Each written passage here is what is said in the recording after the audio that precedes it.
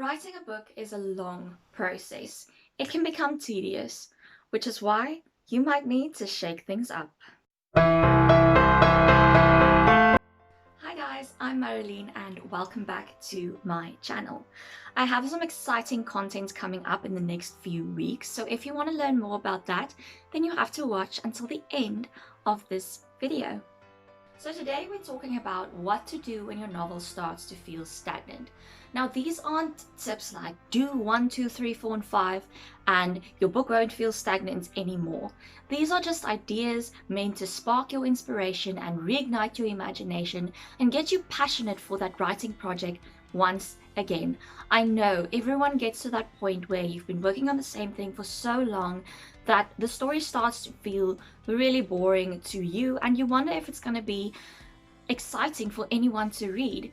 Well, here are 5 things you can do if you feel that your story has stagnated a bit. So idea number 1 is to make one of your primary or secondary characters an undercover villain. I recently did this with one of my works in progress.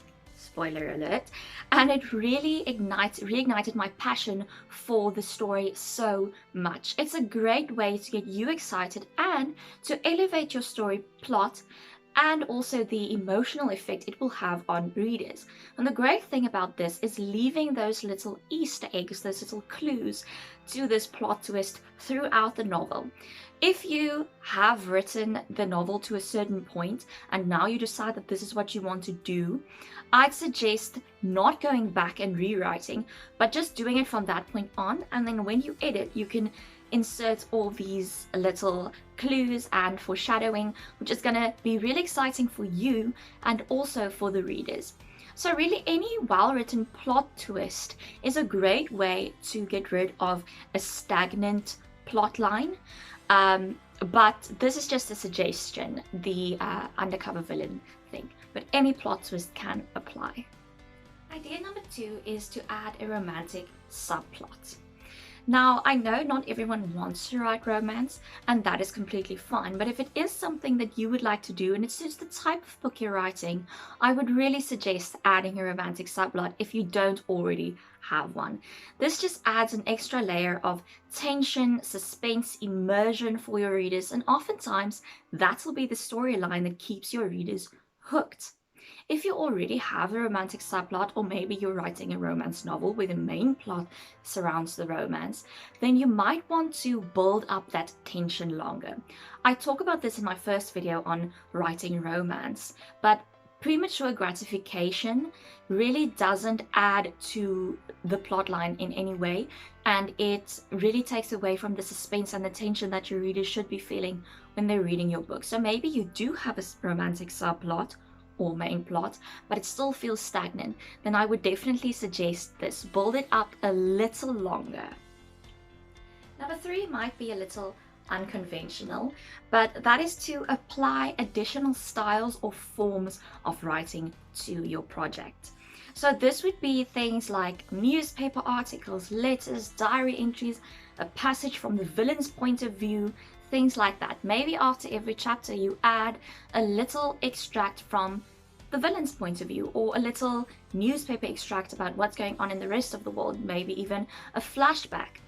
These are things that shouldn't be overused unless you're writing a novel that is specifically in the form of diary entries, or an epistolary novel that's a novel made up of letters.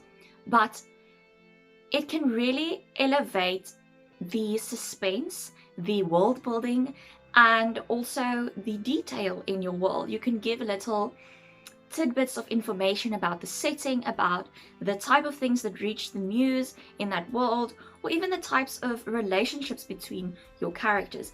And this can be a great way for you to explore different avenues, even if it doesn't make it toward the final draft of your novel. So maybe you write little newspaper extracts for the beginning of every chapter, but at the end you decide not to use it. I promise you it will still have contributed to your understanding of the world. And this can really help you to gain back your passion for the writing project. So I don't know if you guys would like me to do a video about using other forms of writing, like letters, diaries, things like that. I feel like there's a more academic word for it than forms of writing, but I can't seem to remember it, so that's what I'm going with for now. But yeah, let me know if you guys would like a video on that. But that is a really good tip to get you excited for that book again. Maybe you use it in the final draft and it ends up being an integral part of the novel. Maybe you don't, and it just helped you to get your passion back and to have a deeper understanding of the world and the story that you are writing. Idea number 4 is to write in the present tense. Now, most books are written in the past tense, and I'm not saying you have to rewrite everything you've written, but it might just be the thing that elevates your story to another level. Present tense really brings a level of excitement and suspense and immersion to your story. The readers feel that they are experiencing everything as it happens to the characters, rather than a narrator or even a character telling them what has happened. Now, present tense books aren't always great, but if you do it well, this can really spark the excitement for your novel, for you and for your readers. Think of books like Hunger Games, that's written in the present tense, and that really adds to the thrill of reading it, because you feel that you are experiencing it as it happens. It's more in a sense of immediacy. You feel closer to the characters in time.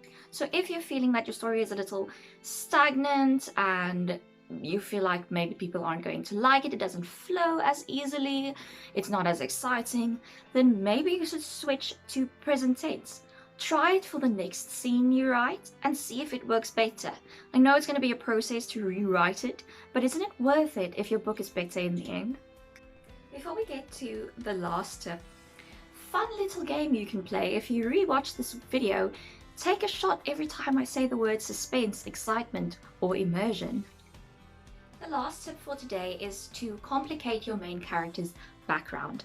I have to say that one of my weaknesses in writing is that I often write protagonists that aren't well developed enough. So what I did with my recent WIP To Wear a Crown is I made one of my characters an ex-cage fighter, and that transformed the whole story. It transformed all her interactions with the other characters, the way she thinks about things, her motivations, everything. It brought back my excitement, and I truly believe that my book is 10 times better for it.